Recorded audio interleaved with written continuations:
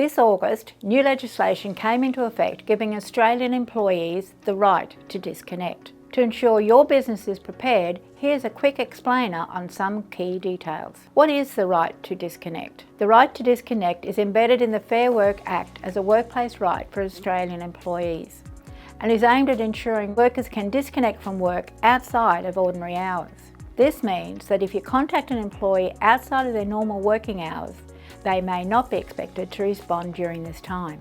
Employers cannot take adverse action against an employee for exercising their right to not respond to the communication unless that refusal is considered unreasonable. So when is a refusal reasonable or unreasonable? How can you figure out when it is reasonable to expect a response if you contact your employee outside their ordinary working hours?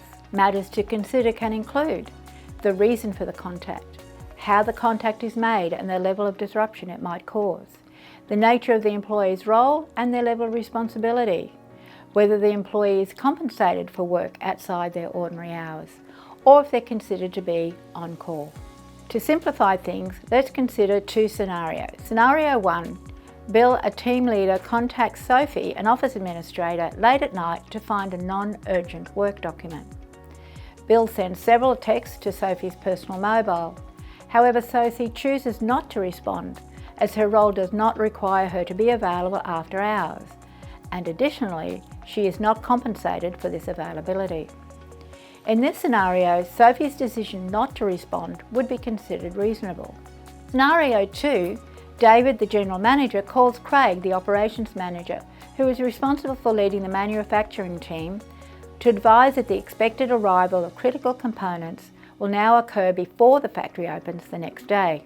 Despite being on a salary that includes some out-of-hours responsibilities and his employment agreement also specifying some out-of-hours contact, Craig declines to take the call and does not respond to the email David sent when he couldn't reach him. Given the situation and his role's expectations, Craig's refusal to respond may be seen as unreasonable. So is your business affected? If your business employs 15 or more, the right to disconnect is now in full effect.